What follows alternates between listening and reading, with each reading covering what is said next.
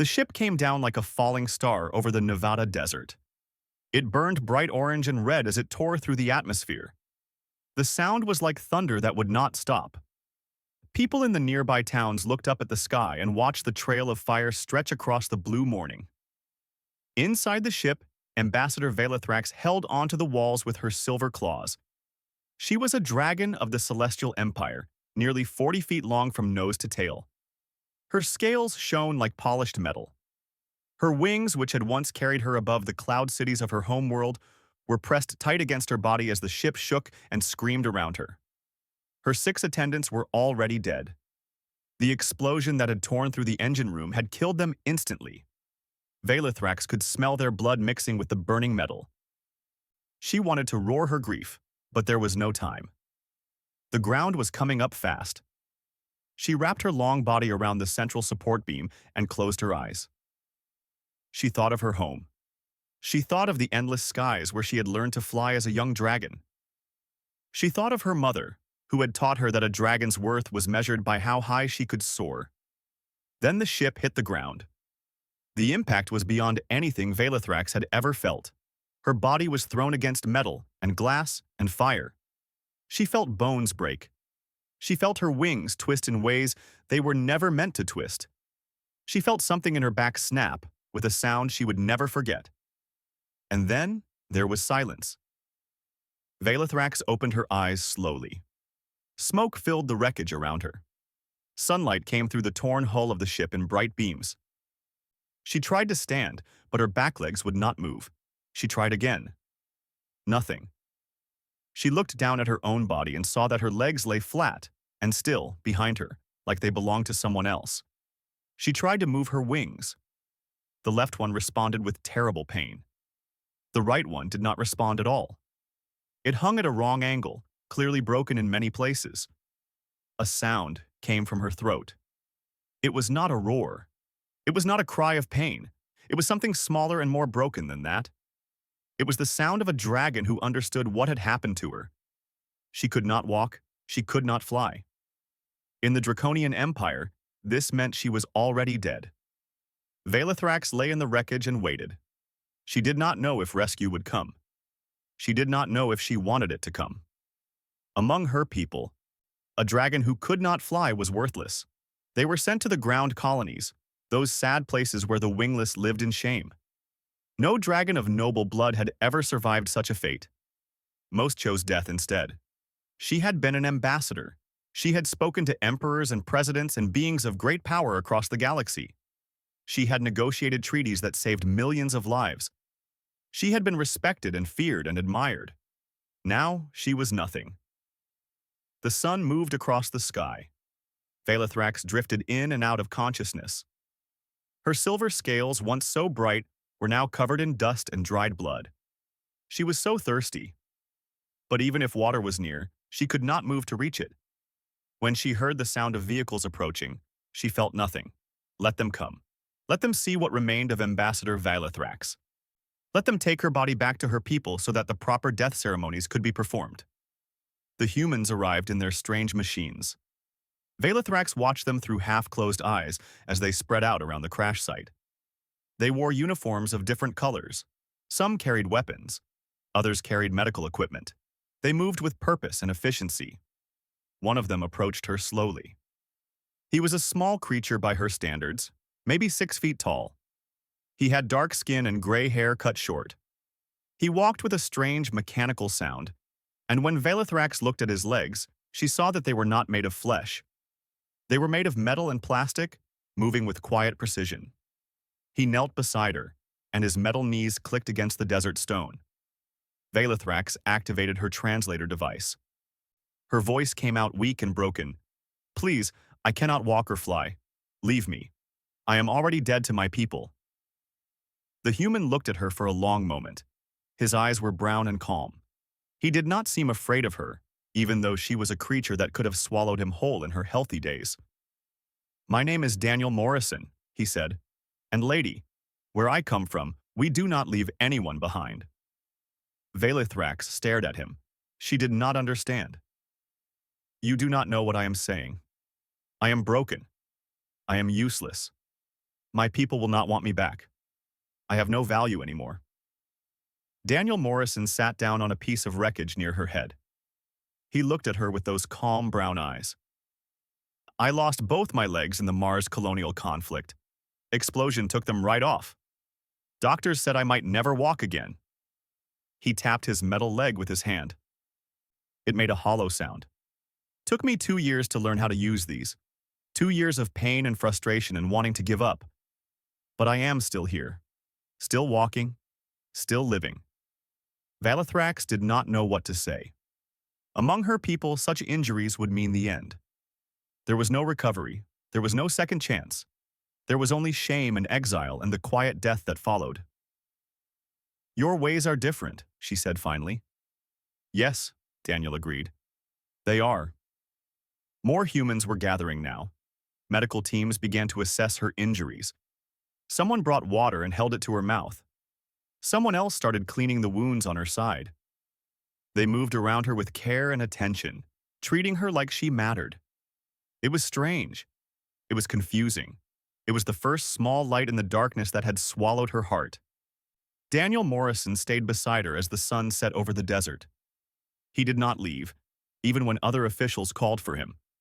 He sat there on that piece of wreckage and talked to her about Earth, about humans, about the things they had survived as a species. We have a saying, he told her as the stars came out. Fall down 7 times, stand up 8. It means that no matter how many times life knocks you down, you keep getting back up. Valathrax closed her eyes. Her body hurt. Her heart hurt. Everything she had known about herself and her worth had been destroyed in the crash. But this strange human with his metal legs had planted something new in the ashes. It was small. It was fragile. She did not even have a name for it yet. But it was there. And for the first time since the ship had started falling, Ambassador Valathrax did not want to die.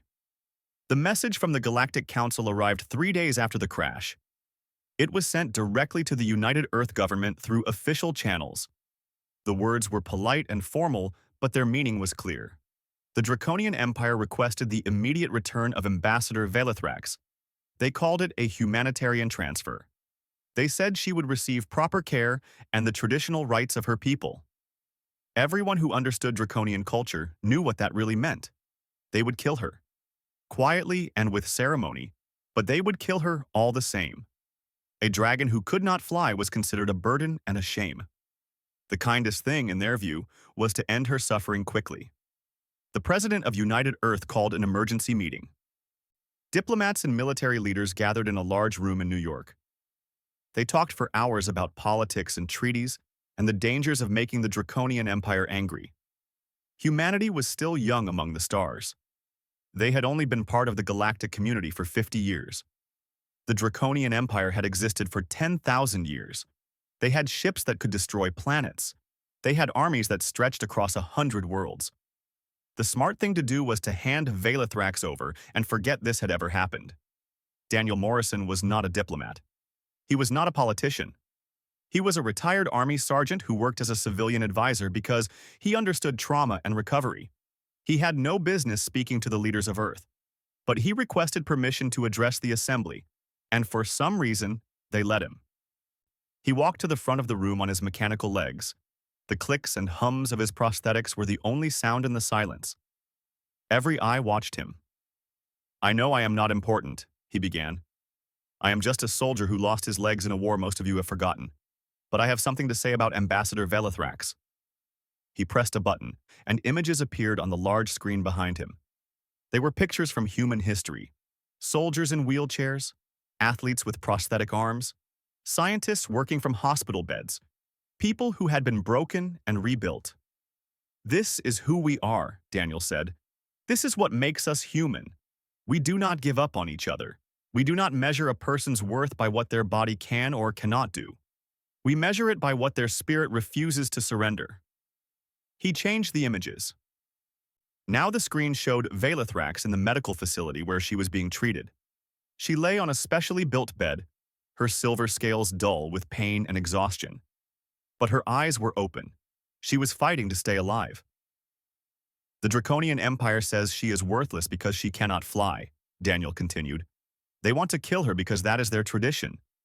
But we are humans. We have different traditions. We believe that every life has value. We believe that falling down is not the end of the story. He looked around the room at all those important faces. If we send her back to die, what does that say about us? What does that say about everything we claim to believe? The room was silent when he finished. Then someone started clapping. Then another person. Then half the room. The president raised her hand for quiet. Her name was Catherine Perry, and she had been a doctor before she became a politician. She understood what Daniel was saying in a way that many others did not. This is not a simple decision, she said slowly. If we refuse to return Ambassador Valethrax, we risk making an enemy of the Draconian Empire. We risk war. If we return her to be killed, Daniel replied, we lose something more important. We lose who we are. The debate continued for 2 more days. But Daniel's speech had done something that politics could not. It had reached the hearts of ordinary people. Someone recorded his words and posted them online. Within hours, millions of people had watched. Within days, that number became hundreds of millions. The video spread across Earth like wildfire.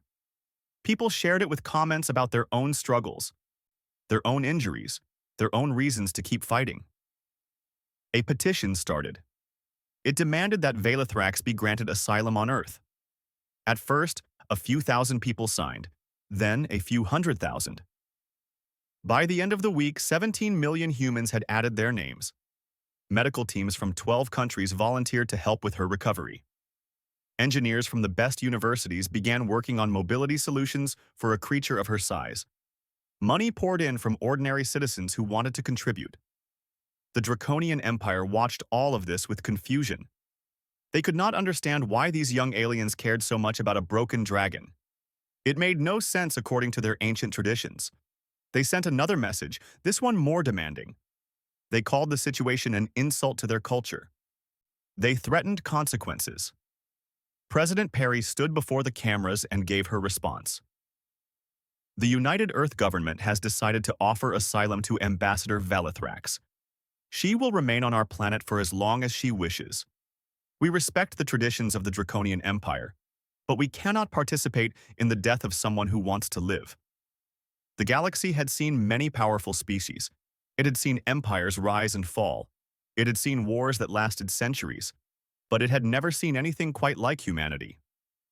Daniel visited Valethrax in the medical facility that night. She was awake, watching the news on a screen that had been set up for her. Her translator device picked up his footsteps, and she turned her great head to look at him. "I do not understand your people," she said. "I am nothing to you. I am a stranger from a hostile empire. Why do you fight for me?" Daniel pulled up a chair and sat beside her bed. "Because that is what we do. When we see someone hurting, we try to help. It does not matter where they come from or what they look like." Valethrax was quiet for a long moment. In the blue light of the screen, her silver scales almost seemed to glow. "My people would never do this for an alien," she admitted.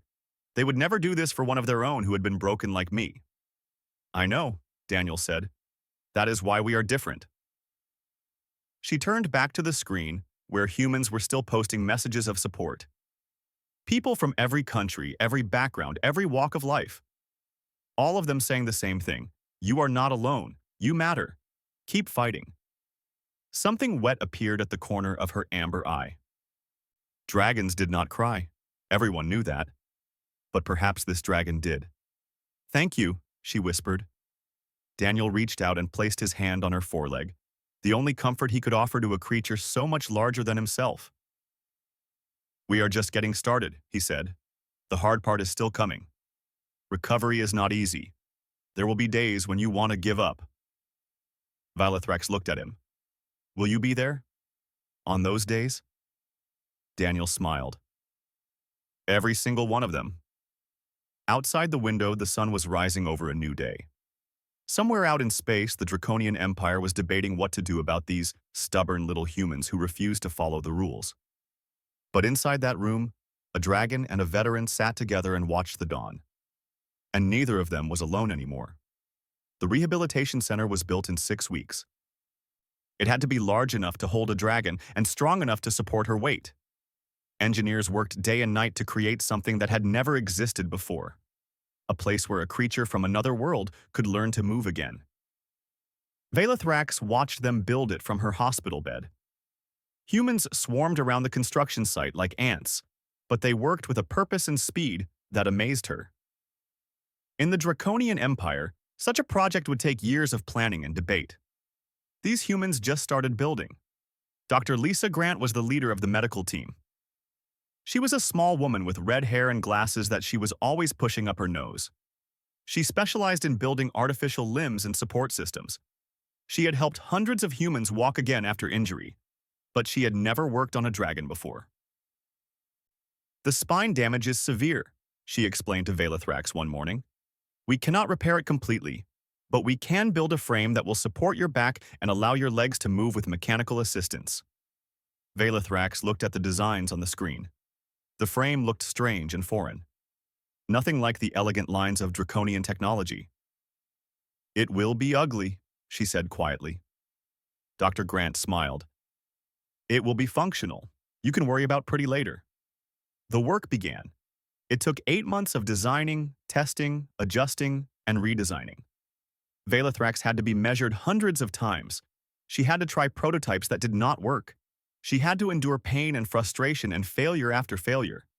There were days when she wanted to stop. Days when the voice in her head told her that she was wasting everyone's time. Days when she remembered the draconian way and thought that maybe death would be easier. On those days, Daniel came to visit. He never told her to be strong. He never told her to think positive. He just sat with her and shared his own stories. Stories about the dark times after his injury. Stories about the moments when he had wanted to give up. "One day at a time," he would say. "That is all you can do. Just get through today. Tomorrow can wait." Slowly, the frame took shape. It was made of titanium and carbon fiber, lightweight but incredibly strong. It wrapped around her torso and connected to her hind legs through a series of mechanical joints. Neural sensors attached to her spine translated her thoughts into movement. The first time they tested it, Velathrax managed to move her right hind leg 3 inches forward. It was the hardest thing she had ever done. Sweat ran down her scales. Her muscles screamed with effort. But that leg moved, and when it did, she let out a roar that shook the windows of the facility. The human technicians cheered. Dr. Grant was crying behind her glasses. Daniel just smiled and gave her a thumbs up. 3 inches today, he said. A mile tomorrow. The weeks turned into months. Velathrax grew stronger. The frame became part of her body. She learned to walk again, step by careful step. At first, she could only manage a few feet before exhaustion took over. Then, a few yards. Then across the entire rehabilitation center. Her wings were a different problem. The right wing was too damaged to ever work again. The left wing was healing, but it would never be strong enough for real flight. In the old days, this would have been the end of the conversation. No wings meant no flying. That was just how it was. But then Kevin Reyes walked into her life. He was a young aerospace engineer, barely 30 years old. He had wild black hair that never seemed to stay in one place and eyes that sparkled with ideas. He had been working on experimental flight systems for human aircraft, but when he heard about the dragon who could not fly, he dropped everything and volunteered. "Your biological wings are done," he told Velathrax bluntly. "We cannot fix them, but who says you need biological wings?" He showed her his designs. Mechanical wing extensions that would attach to her existing wing structures. They were made of carbon fiber and aluminum, with flexible joints that could adjust to wind conditions. Solar panels on the surface would provide power. Neural interfaces would connect them to her nervous system. "They will not look like draconian wings," Kevin admitted. "They will look like something new, something that has never existed before." Velathrax studied the designs for a long time. These wings were angular and sharp, more like the wings of a human aircraft than the smooth curves of a dragon. They were beautiful in a strange way, alien and familiar at the same time. "Can they actually work?" she asked. Kevin grinned. "There is only one way to find out." The construction of the mechanical wings took another 4 months. They had to be perfectly balanced to work with her body. The neural interface had to be calibrated again and again until her brain could control them naturally. The first test was conducted in a large hangar with safety nets everywhere. Velathrax stood in the center of the floor, her support frame holding her upright, her new wings folded against her back. A crowd of engineers and doctors and officials watched from behind a safety barrier. Daniel stood at the front of the crowd, his arms crossed over his chest. "Okay," Kevin said through the intercom. "Try to extend the wings." Velathrax closed her eyes. She thought about flying. She thought about the feeling of wind beneath her wings, the joy of soaring above the clouds. The mechanical wings spread open with a soft humming sound. They stretched out on either side of her, gleaming silver and black in the hangar lights. The span was almost as wide as her natural wings had been. She felt tears coming again. Dragons did not cry, but she was not just a dragon anymore. She was something new. "Now," Kevin said, his voice shaking with excitement, "try to move them." Velathrax brought the wings down in a powerful stroke. The wind they generated knocked over several equipment carts and sent papers flying everywhere. She brought them up again, then down, establishing a rhythm. Her feet lifted off the ground. It was only for a second. It was only a few inches. But she was in the air. She was flying. The crowd erupted in cheers. Kevin was jumping up and down like a child. Dr. Grant was hugging everyone she could reach. Daniel just stood there with a smile on his face and tears running down his cheeks. That night, after everyone else had gone home, Velathrax found Daniel sitting alone outside the hangar. He was looking up at the stars. "Your people believe the sky defines you," he said without turning around. "My people believe you define yourself." Velathrax settled down beside him, her mechanical wings folding with a soft click. "I am beginning to understand why the older species fear humanity." "Fear us?" Daniel laughed. "We are one of the youngest civilizations in the galaxy." "Yes," Velathrax replied, "and you refuse to accept limits. That is terrifying to those who have built empires on the assumption that some things cannot change." They sat together in silence for a while, watching the stars wheel overhead. Somewhere out there, the Draconian Empire was waiting to see what would happen next. But here on Earth, a dragon had learned to fly again, and nothing would ever be the same. 2 years had passed since the crash in the Nevada desert. 2 years of pain and struggle and small victories. 2 years of learning to walk, learning to fly, learning to be something new. Now, Velathrax stood before the Galactic Council. The council chambers were enormous, designed to hold representatives from hundreds of species. Beings of all shapes and sizes filled the curved rows of seats that rose up toward the domed ceiling. Some had scales like Velathrax. Some had fur or feathers or skin of strange colors.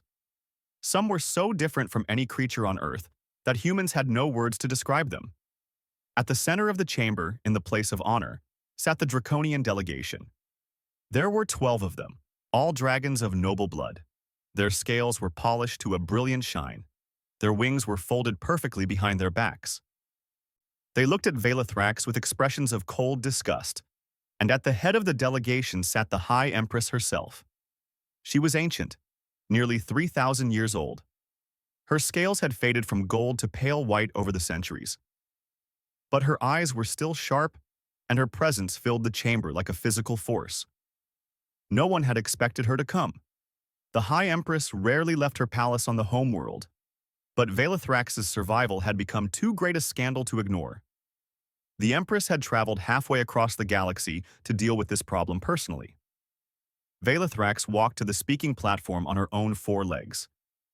The titanium frame around her torso gleamed under the council lights. Her mechanical wings were folded against her back, sleek and angular and completely unlike anything draconian. Behind her, in the section reserved for observers, sat the human delegation. Daniel Morrison was there in his finest clothes, his prosthetic legs hidden beneath formal trousers.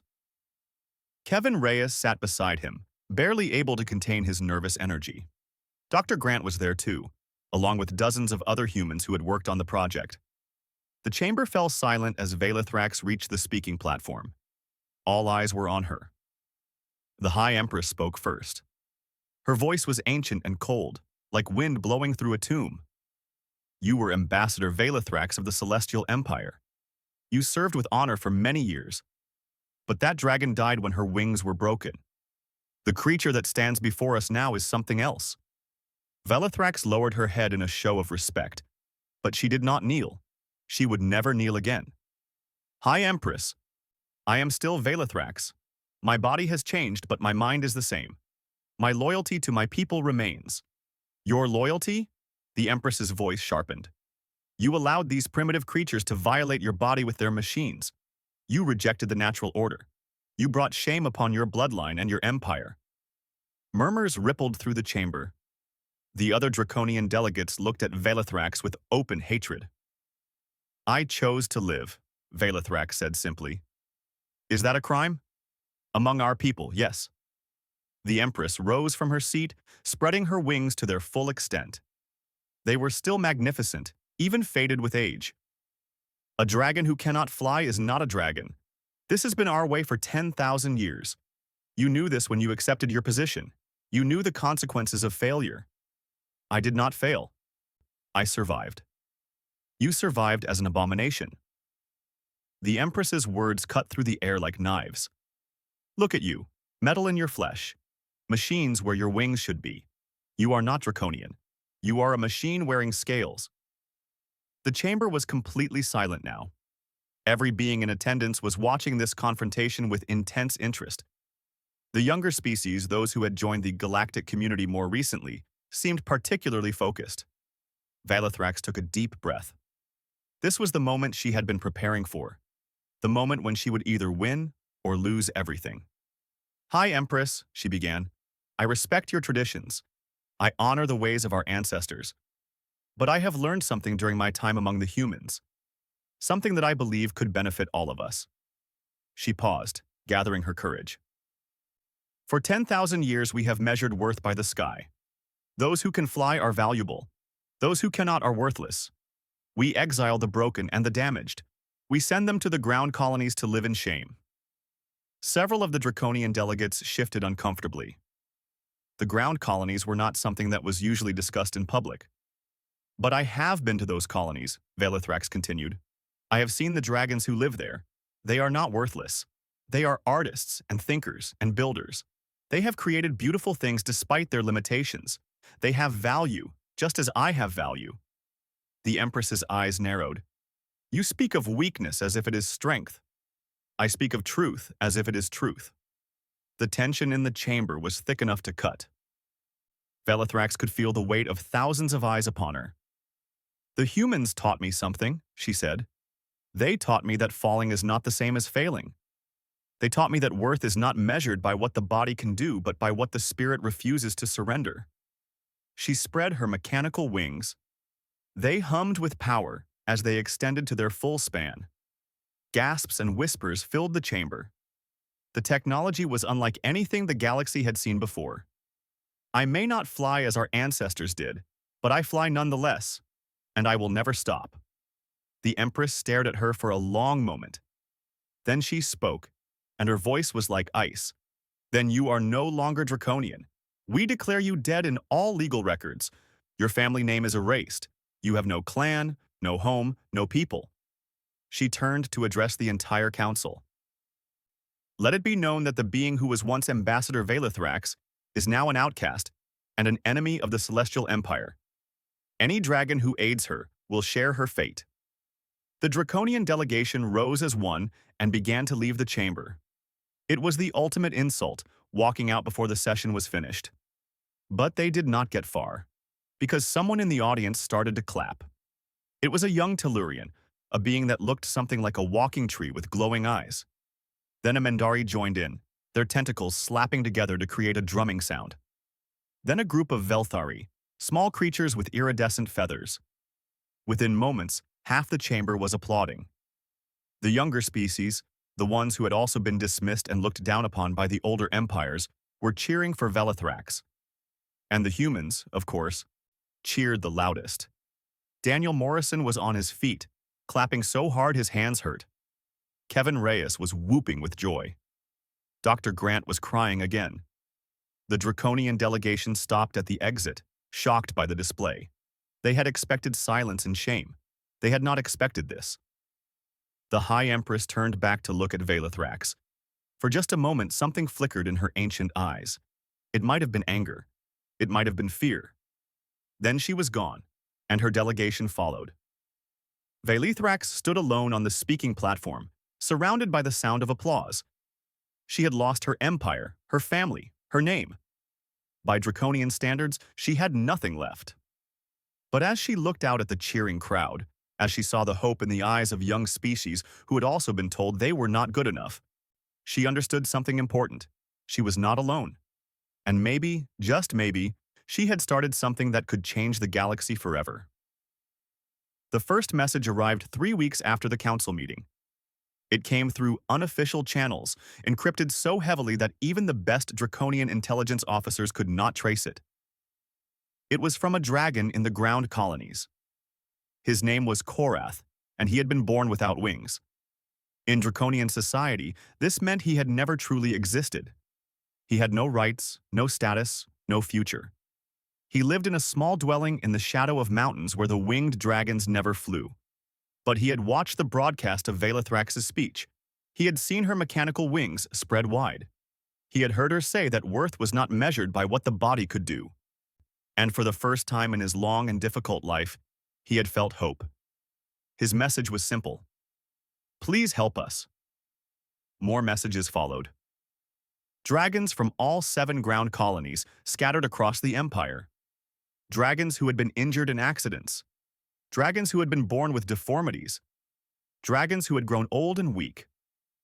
Thousands of them reaching out in secret, asking if the miracle that had saved Velithrax could save them too. Velithrax brought the messages to Daniel Morrison. They sat together in her new home, a specially designed building near the Rehabilitation Center. It was the first Draconian dwelling ever built on Earth. The walls were high enough to accommodate her wingspan, and the floors were reinforced to support her weight. Daniel read through the messages on his tablet. His face grew more serious with each one.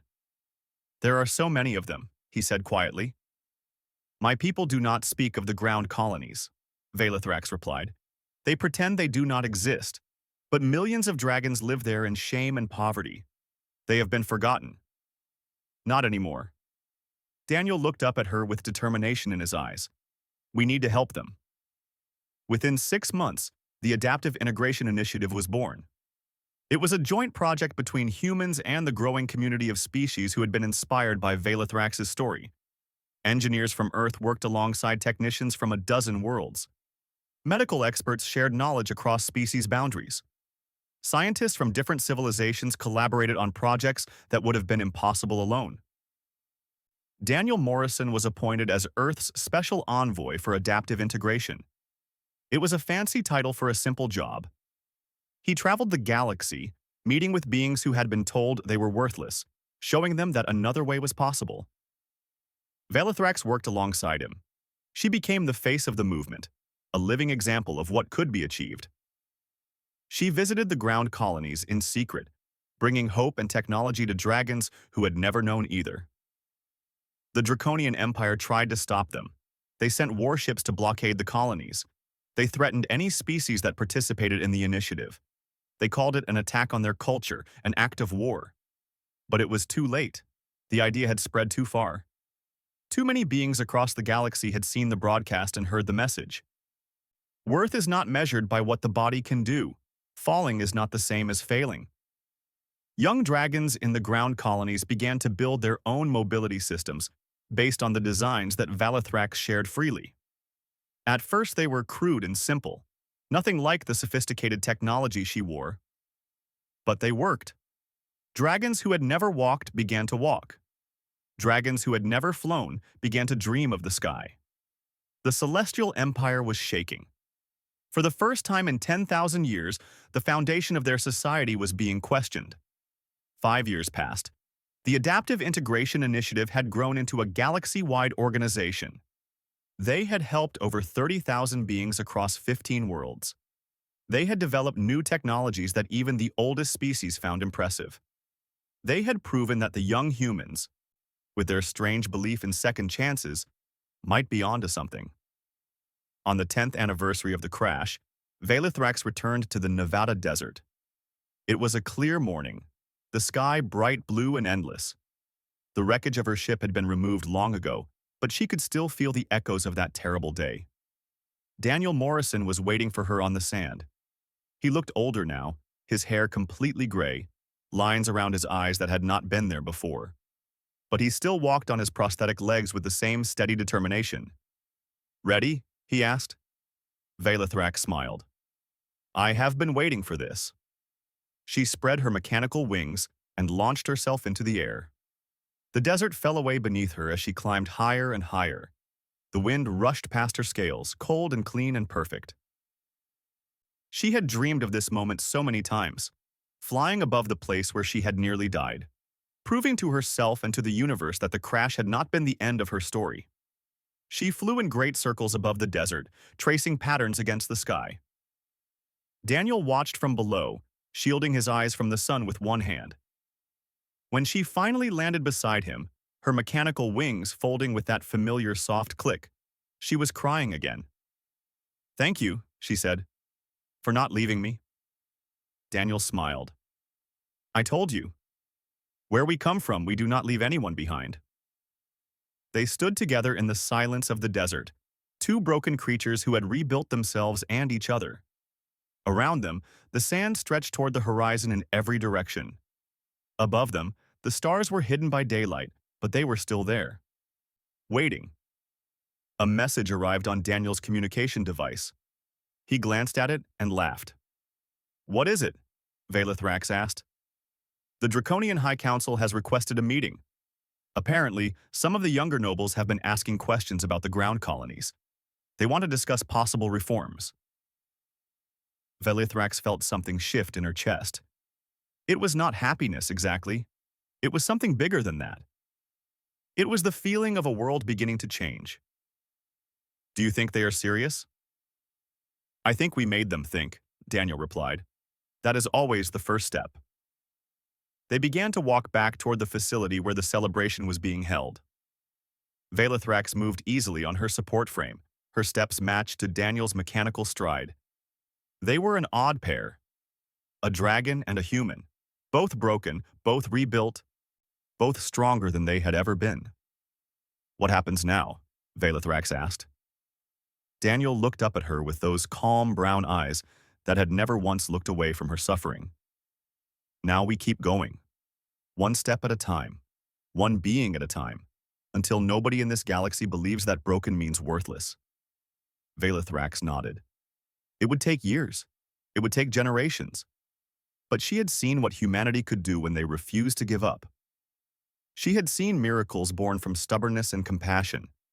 The Draconian Empire had stood for 10,000 years on the belief that some beings were worth less than others. Humanity had been among the stars for only 50 years, and already they were challenging that belief. Not with weapons, not with threats, but with the simple, radical idea that everyone deserved a chance. As they walked toward the celebration, Velithrax could hear music and laughter coming from the building. Humans and dragons and beings from a dozen other worlds, all gathered to celebrate what they had achieved together. She looked back one more time at the empty desert where she had once begged to be left behind. Then she turned away and walked toward the future. Somewhere out there, in the vast darkness between the stars, a galaxy was learning to believe in second chances. And it had all started with one human who refused to walk away from a broken dragon in the sand. The end.